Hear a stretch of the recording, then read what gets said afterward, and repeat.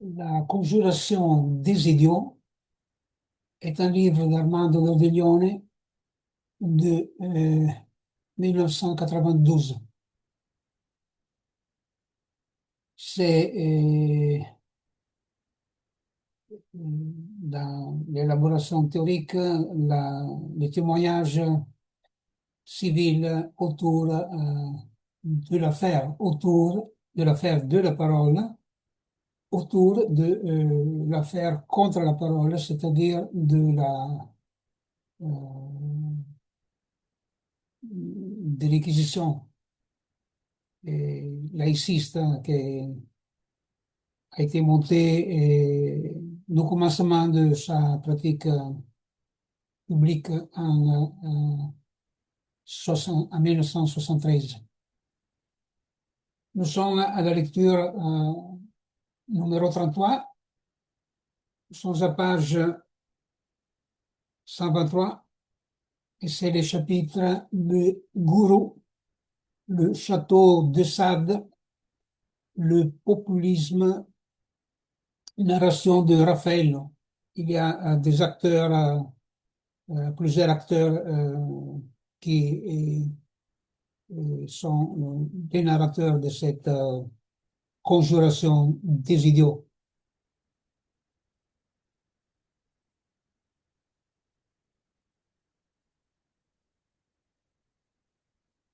Les gourous, les châteaux de Sade, le populisme, ce sont les traits qui euh, créent les personnages, créent euh, les, les supposés auteurs du crime, ou ici le crime est vivre. Bienvenue dans l'époque. Depuis plus de 40 ans maintenant, et la- l'Inquisition est devenue pénale et pénitentiaire, c'est-à-dire c'est déchaîné et avec et un ensemble de plusieurs atteints sociaux et qui n'ont pas toléré d'être mis en question, avec une élaboration qui les déborde et qui les dépasse de tous les côtés, au point de, de, de se confiner dans euh,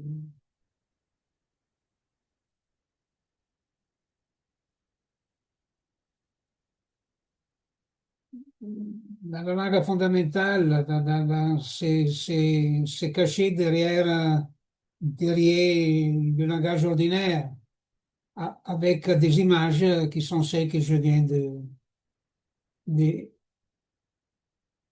de citer maintenant.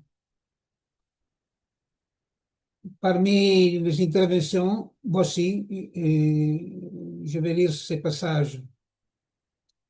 Nous sommes donc en juin 1985.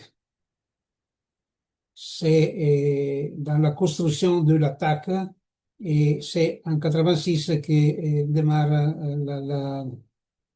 euh, les arrêts et procès au tribunal et tout ça. La construction du procès.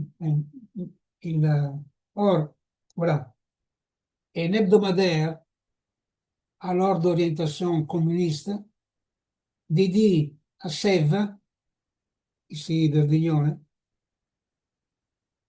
mais c'est une autre chose, je ne l'appelais pas ici dans ce contexte Verdignone, dédié à Sèvres, sa couverture, ou à côté de lui, qui est badigeonnier de manière folklorique, apparaît une femme nue, recouverte de billets de banque et des monnaies, avec l'inscription bavardage d'or, exactement comme la fameuse couverture d'un hebdomadaire antisémite allemand. Un journaliste communiste appelle la Villa Borromée, et siège alors de la Fondation Armando Verdiglione, et l'appelle le château de Sade. Calomnier, calomnier, quelque chose restera. Ça, c'est connu, c'est la méthode Goebbels, non? Et répéter, répéter, répéter la même calomnie et sera à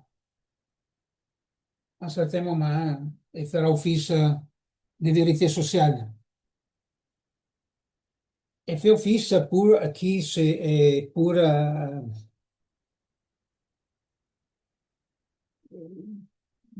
qui a peur, pour qui a peur d'être lui à la place du calomnier.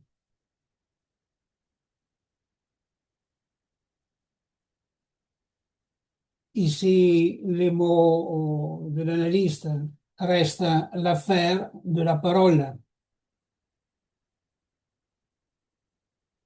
Elle est ineffaçable, la parole. L'acte de parole, elle n'est pas à la portée de l'homme. La main n'a aucune prise sulla parola.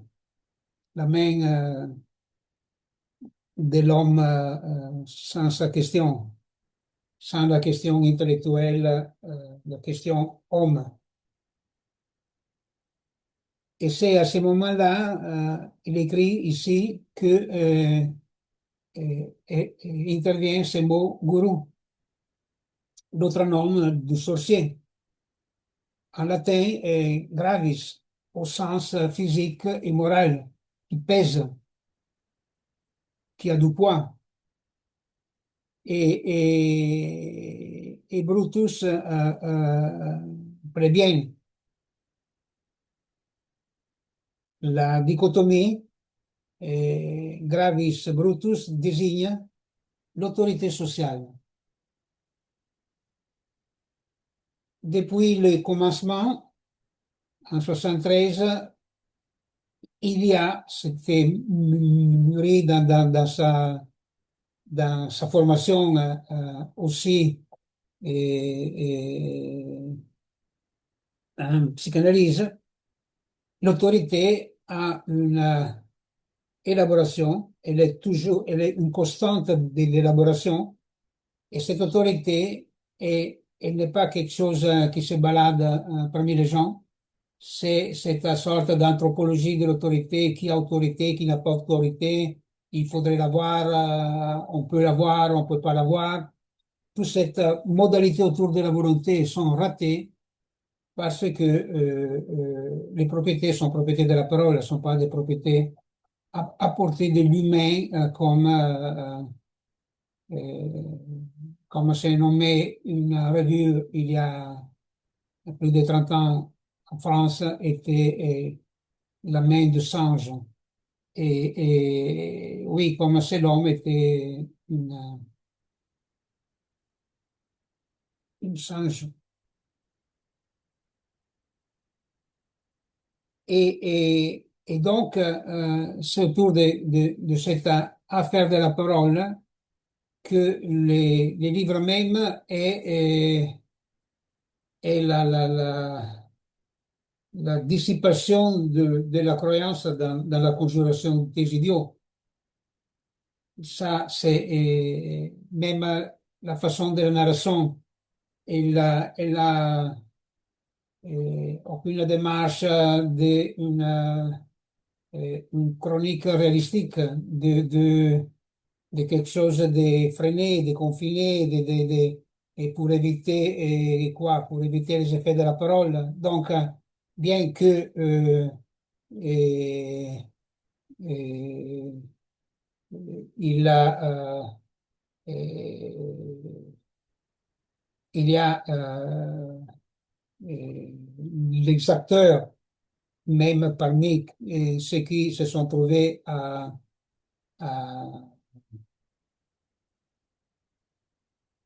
dans le scissionisme, se sont trouvés dans la peur et dans la calomnie. Et la question de la parole reste toute la vie, reste pour chacun. Et il n'a pas, personne rentre dans la question fermée, dans la question close, et personne s'en sort. Dans cette fantasmagorie, il n'y a pas qui rentre et il n'y a pas qui sort. La question, c'est dissiper la croyance dans cette imagination et, et, dissiper l'imagination et la croyance dans cette vie close, vie confinée, vie soumise, la vie des soumis, la vie des assujettis, la vie des prosternés, la vie des pliés, la vie des nivellés et, et d'autres, il y a d'autres mots encore pour ces questions dans des idéologies, dans des doctrines différentes. Et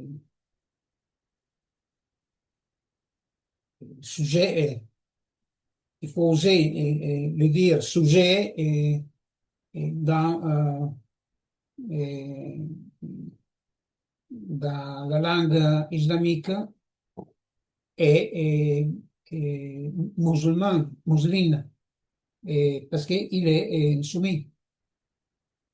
C'est pas fidèle. Fidèle, c'est une traduction par le latin et tout ça. Et c'est soumis à la loi de Dieu, soumis à la loi d'Allah, soumis, soumis. Donc, sujet. Et c'est les mêmes, avec des constellations bien différentes, mais c'est aussi les Cheitas chez Duns Scott et c'est aussi le Dasein chez les sorciers de Meskirch.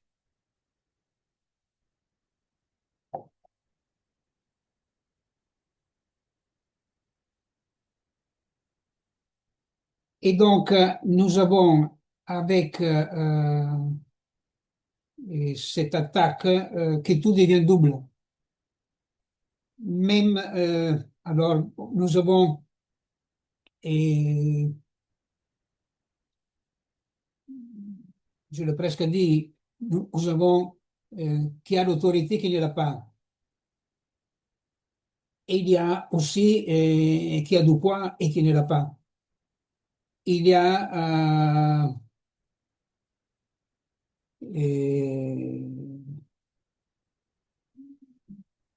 chi bavarda d'oro e chi bavarda de plomb.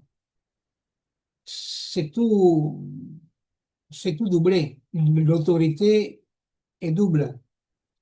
Et elle est ici, c'est et l'autorité sociale que je mentionnais, c'est, j'ai cité, et c'est, et parfois j'ai traduit à oreille, je m'excuse, qu'elle soit sacramentelle ou profane.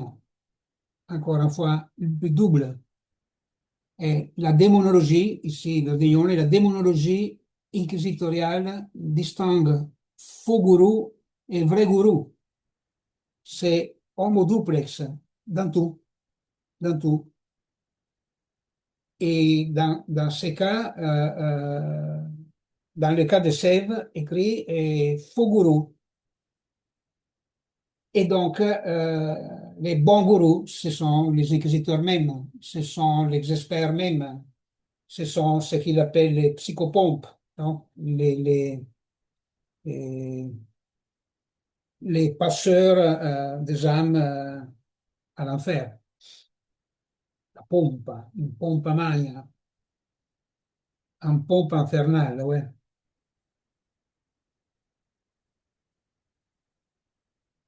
Et donc, la démonologie inquisitoriale combat les gourous en tant que sorciers et elle se réserve la caste des gourous bénéfiques,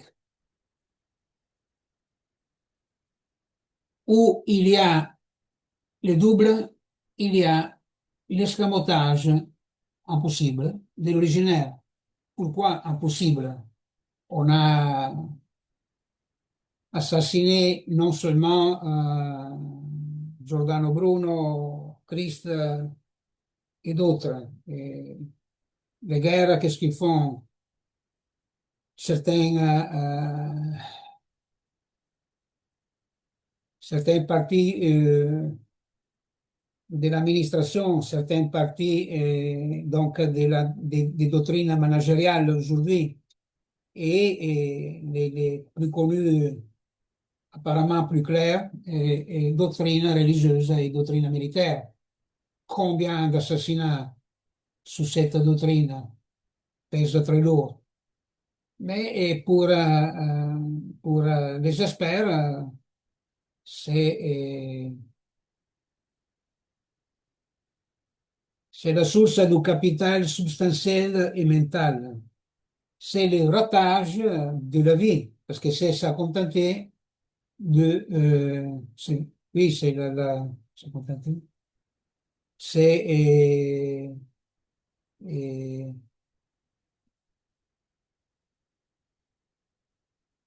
oui, trouver satisfaction dans la substitution de l'originel, plutôt de l'originaire, euh,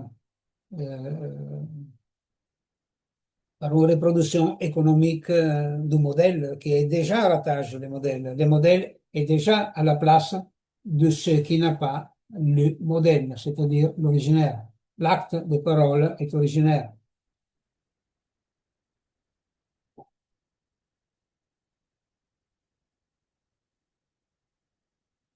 C'est une chance de commencer à lire les doubles.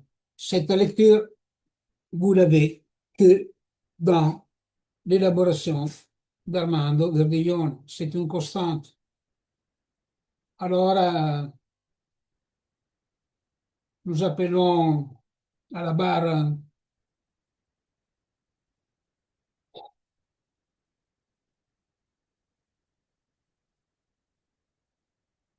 Jacques Lacan avec les sujets de l'inconscient divisé. Nous appelons Ronald Lang avec le jeu divisé. Nous appelons tous les croyants dans les biens et les mal et dans tous les cocktails, toutes les hybridations entre l'un et l'autre. Nous avons tous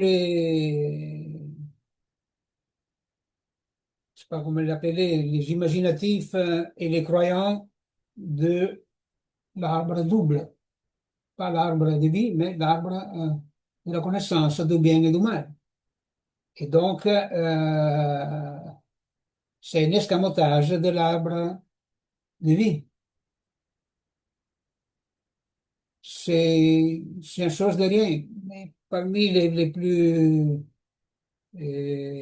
géants autorités religieuses dans ce pays qui est le mien et que c'est l'Italie, mais mon pays n'aurait pas ce lieu. C'est là, c'est la Provence qui veut occuper le pays intellectuel.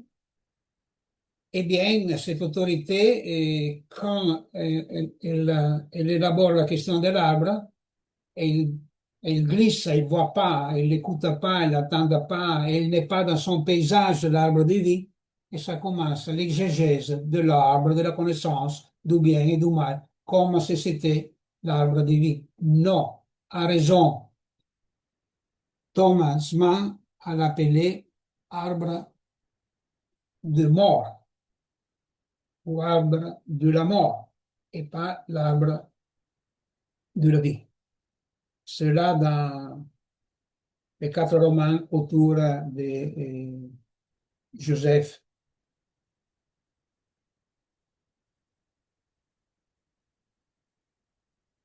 La presse, dans sa construction de personnage, et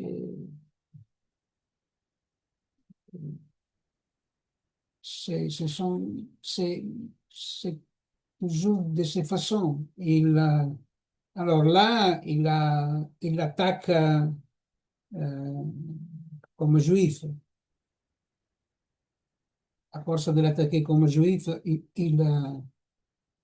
il assume. Ça me passe à moi aussi parfois.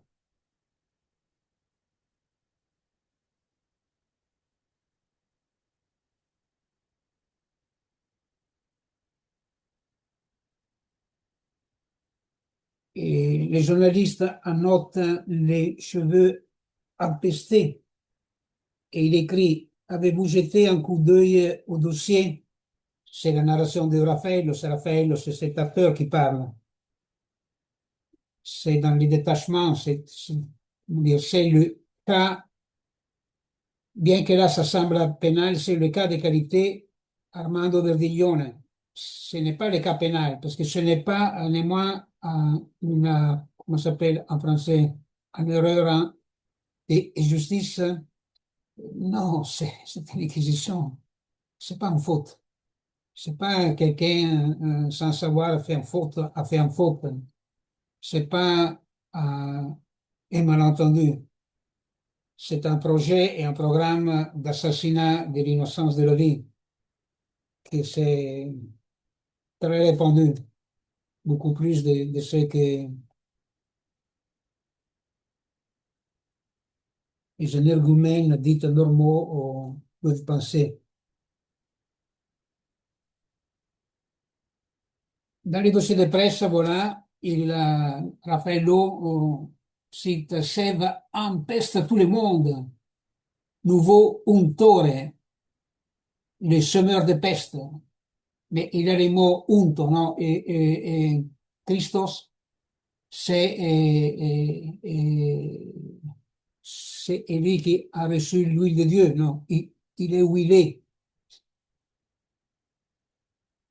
Mais ici, c'est à l'inverse, c'est le semeur de peste, il est huilé par l'adversaire de Dieu, il est huilé par Satan. Non, les bons dieux, il est à côté des inquisiteurs, non, ils sont au nom de Dieu, les inquisiteurs.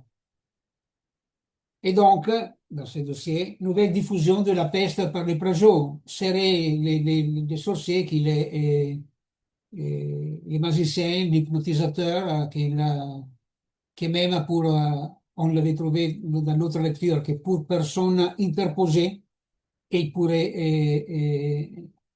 faire un plagium.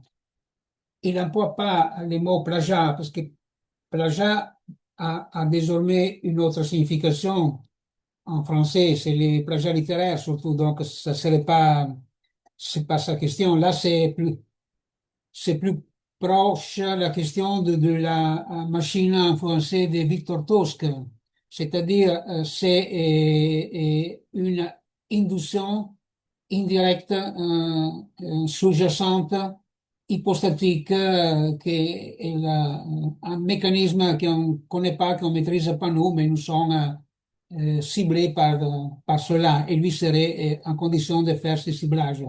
En réalité, c'est le ciblage des inquisiteurs, c'est le ciblage des experts pour se débarrasser de qui ne rentre pas dans la moule de la hiérarchie qui pense d'être les maîtres à penser. En Italie, en France, en Allemagne, partout, ça marche comme ça. Quand ça,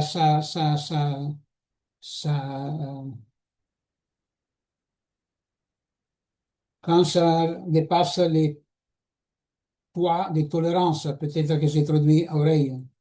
Il y a un niveau de tolérance. Après là, vous pouvez pas aller. Et des exemples très simples, hein. On a plein de littérature en Italie aussi que dans les autres pays. Et nous pouvons parler de tout. Nous pouvons s'occuper des toxicos, et des bienfaiteurs, des malfaiteurs. Vous pouvez toucher tout ce que vous voulez, mais drôle, personne en Italie a essayé au moins d'écrire le roman autour de Edoardo Agnelli. Voilà, c'est un tabou italien. C'est un tabou italien. Dehors d'Italie, je sais pas pourquoi pourrait intéresser ça, mais quelqu'un qui a trouvé des drôleries, apparemment, dans les journaux, et pourrait en faire dans notre endroit matière d'un roman, matière d'un récit. Moi, j'étais respectueux, moi aussi. Et sur 31 récits qui composent un roman, un s'est dédié à cette histoire. Et encore plus gentiment qu'ici, où il y a Raffaello qui parle et c'est un acteur, où l'acteur ce n'est pas l'auteur et l'auteur ce n'est pas quelqu'un. L'auteur c'est une propriété du zéro dans la parole, mais c'est affirme à signature d'Armando Verdignone en couverture, mais dans la structure de la narration, il y a cet acteur-là. Donc, dans la même façon, c'était des acteurs chinois que j'ai mis à la place. J'ai recréé ça, mais je l'ai écrit il y a 25 ans.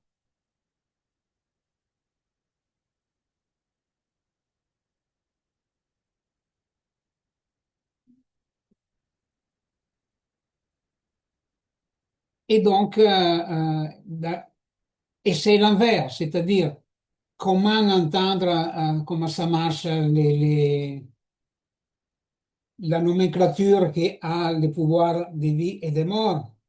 C'est-à-dire que si on va mettre ensemble un politicien, un journaliste, un magistrat, vous êtes civilement effacé. C'est la guerre politique, désormais, c'est jeté à bras ouverts sur cette question-là. Donc, il y a toujours moins de luttes politiques, mais des luttes de calomnie, de fake news. Et combien on va dédier à la guerre des marionnettes? Elle est plus importante que la guerre vraie. Chacun de nous est à connaissance, entre guillemets, ce mot connaissance, c'est un laboratoire à tenir seulement sous ce mot. Et les dépenses qu'il fait le monde et de l'argent autour de l'opinion, appelons opinion commun, c'est-à-dire combien ils vont investir pour créer des fausses nouvelles, une énormité, une énormité. Combien au chômage, si pouvait se suspendre cela, mais on a d'autres boulots, on a d'autres travail, toujours.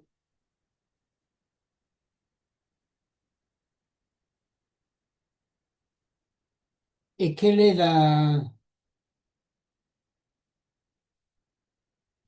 quel monopole propose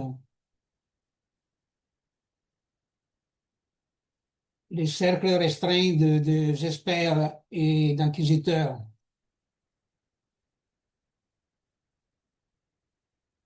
partout dans le monde? Deux monopoles. Ici, c'est parce que c'est la considération des idiots. Et c'est le monopole du commun. Après, vous avez aussi les monopoles de la coagitation totale. J'utilise les cogito, non? Co-agir, cum-agir et l'agir ensemble. C'est méthode mais ça pourrait être un forçage de l'agir et c'est tout aussi. Et qu'on n'est pas toujours une vulgarisation du cum, du latin. Parfois, c'est souligner quelque chose, et lui donner de la force en plus. Et je ne suis pas un latiniste, malgré moi. C'est-à-dire que le monopole du commun est le monopole pénitentiaire et le monopole du fantasme de possession et le monopole de l'agitation, le monopole de la mobilisation totale de Junger, si on prononce comme ça. En français, je ne sais pas. La prononciation des mots, c'est différent entre l'italien et le français. Et vous avez Freud, mais c'est Freud en allemand, et les Italiens observent la Provence depuis la chute, pas du mur de Berlin, mais la chute de l'Empire romain, et donc il, il tient les mots importants de la prononciation du pays d'origine aussi dit. Mais il n'y a pas de pays d'origine, chaque pays est original.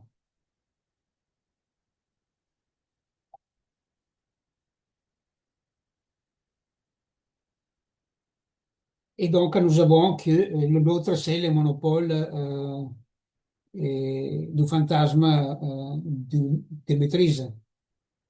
Un, c'est, comment dire, il vient du haut et l'autre, il monte du bas. Et c'est la même question de les dominus et de l'empereur. La même question du Khan et du Tsar. Le Khan vient du haut, non? L'ordre d'or, voilà, c'était pas l'ordre des plombes. Mais l'empereur vient du bas comme stratégie. Et César était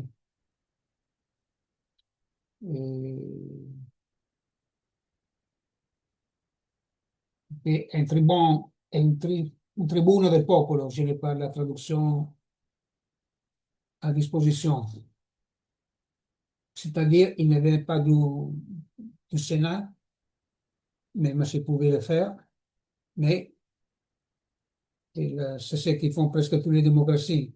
Ils cherchent d'avoir le pouvoir en tenant le bas, c'est-à-dire, ils ont plus peur du peuple, des empereurs que les dominus. Mais c'est toujours des cocktails que nous avons.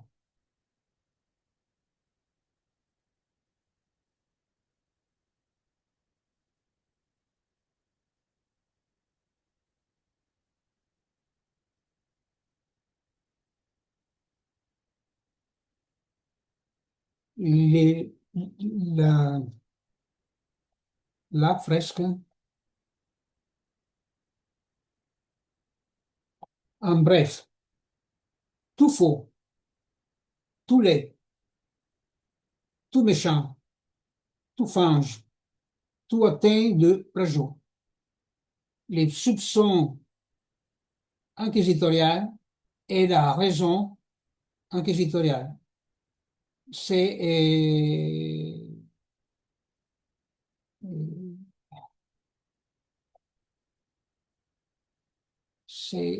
sans la parole. C'est dans ces discours que les discours du pouvoir, c'est les discours inquisitoriaux. Et la côté aussi, disons,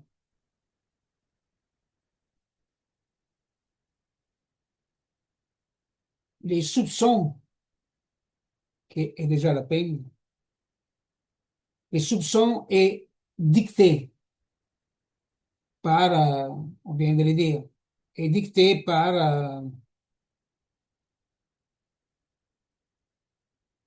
les monopoles du mouvement. Et il est exécuté et il se fait cérémonial du monopole du commun. C'est-à-dire, toujours homo duplex, il y a euh, les dictats, il y a le proclame, il y a le décret, il y a le protocole et il y a les exécuteurs. L'inquisiteur est de la côté pénitentiaire et c'est lui qui il fait exécuter la peine, mais il exécute la peine, il est en train de désigner comme soupçonné quelqu'un. Les experts fournissent la doctrine de l'Inquisition. L'inquisiteur exécute. Quand nous allons lire encore une fois, depuis toujours, la légende du grand inquisiteur, chez Dostoevsky, c'est ça, l'inquisiteur.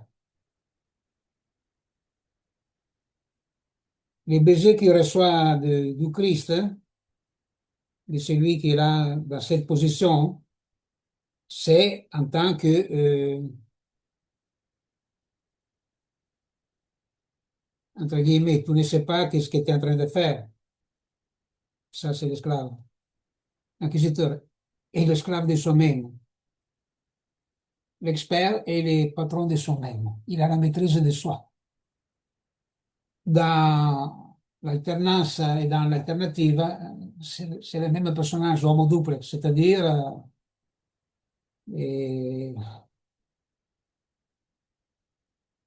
il y a une littérature énorme.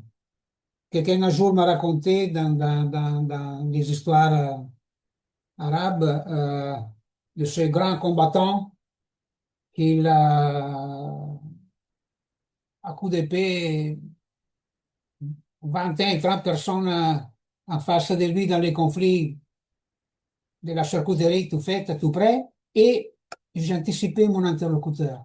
Et quand il rentre à la maison, il s'est mis parce qu'il y a la cire sur le paviment qui a mis maman, lui, il se lève ses chaussures de guerre et comment tu fais le savoir? Il m'a dit. Voilà, merci. Merci.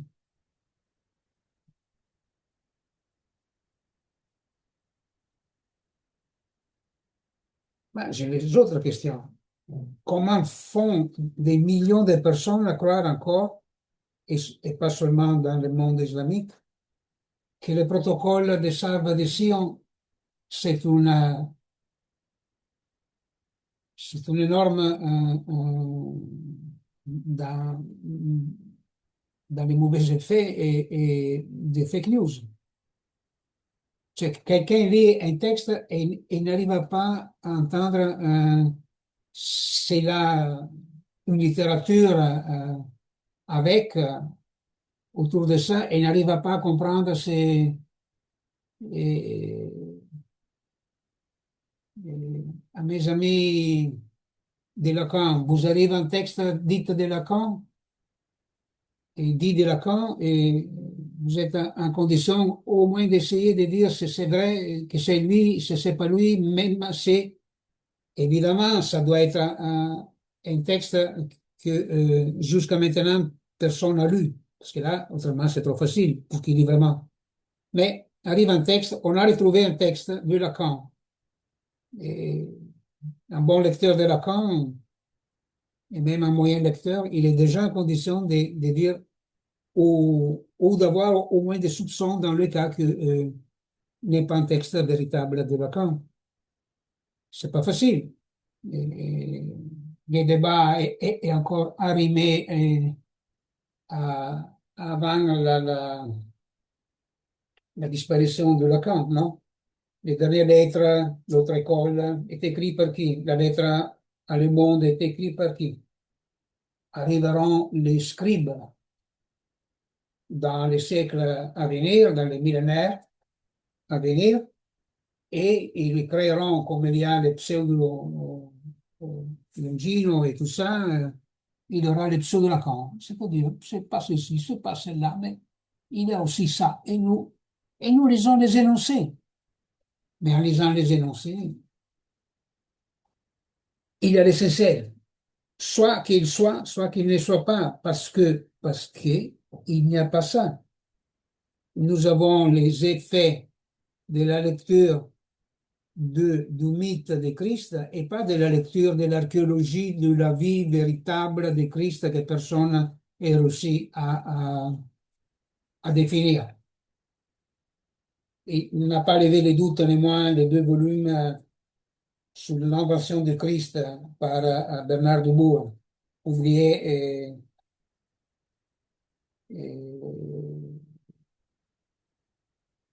par Gallimard dans la collection infinie des Solaires à l'époque, 1987-89, le premier en 87. Il y a des gens qui en premier publient le volume numéro 2, hein, c'est pas automatique que néanmoins cela.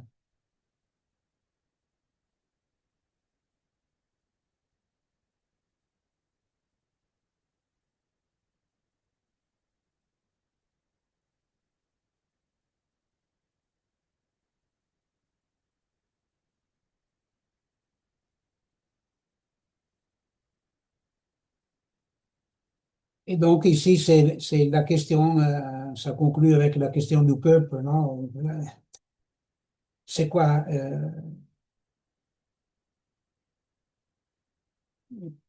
Prenons la parodie, ok. Alors, narration de Raffaello. En parodiant Marx, le peuple est la religion de l'opium. C'est un petit grand laboratoire à faire hein, entre les deux formules. Hein.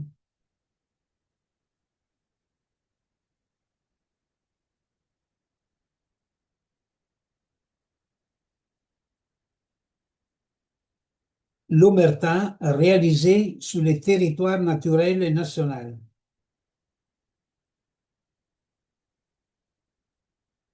Ici, que c'est la question du peuple, c'est la question de l'espace, c'est la question des territoires.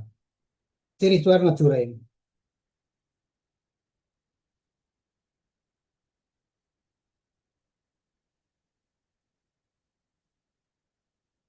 Le nationalisme avec son territoire réside au mot d'ordre. L'infirme, c'est les autres. Avant, il avait joué sur la formule euh, de Sartre, de Jean-Paul Sartre, l'enfer, c'est les autres. Là, c'est le naturalisme avec son enfant stupéfiant préside au mot d'ordre, l'enfer, c'est les autres.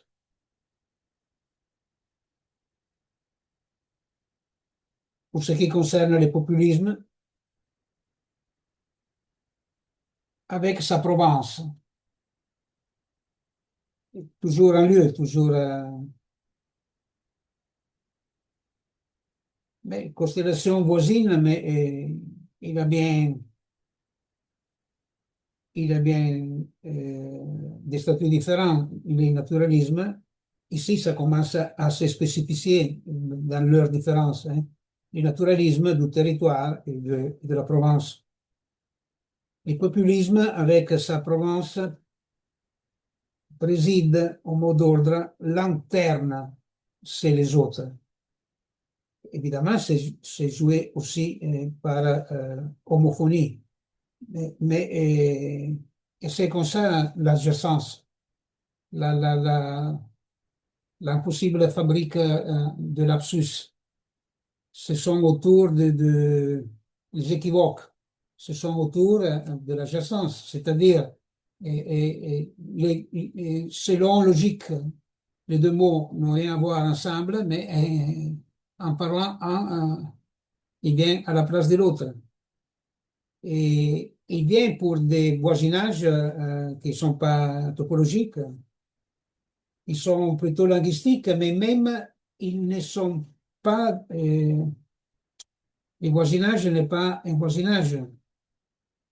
Et c'est pas que nous faisons des lapsus avec une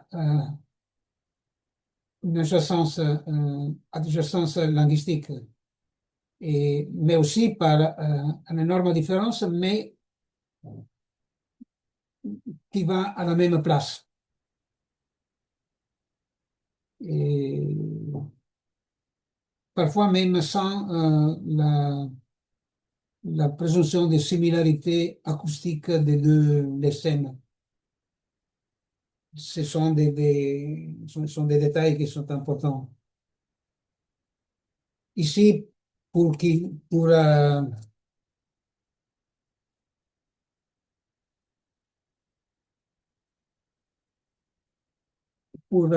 l'élaboration.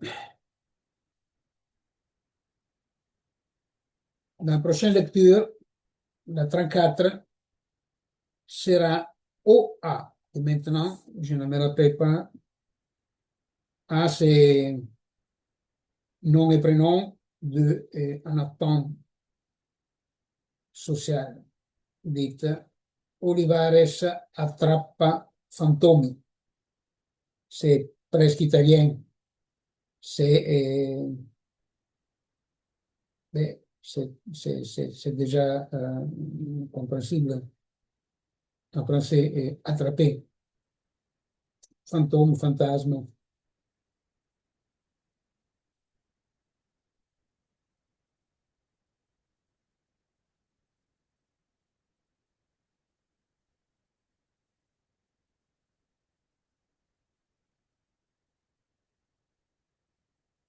C'est celui qui fait le réquisitoire.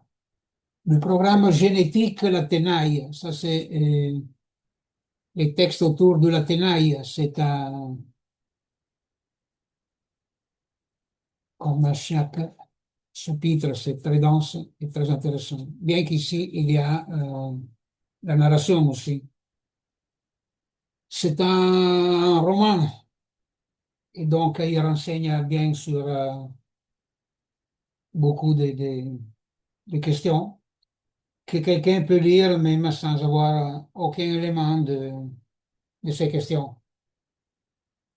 C'est un très beau texte, un très bel témoignage, un témoignage ou un témoignage.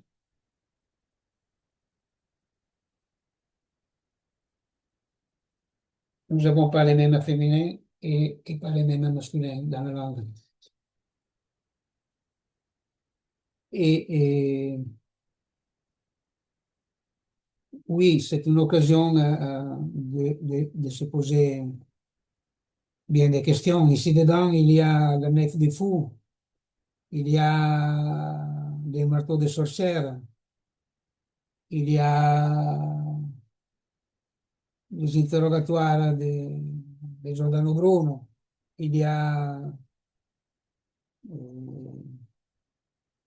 les cités ici, était cité l'autre fois Bellarmien comme adjectif. Bellarmino était celui qui a mené l'inquisition de Giordano Bruno. Et dans les premiers 50 ans, ils l'ont fait pape, c'est-à-dire tout de suite presque. Ils n'ont pas attendu beaucoup pour éviter des coups de queue. Ça s'appelle comme ça en français, mais ça se comprendre si ce n'est pas du français.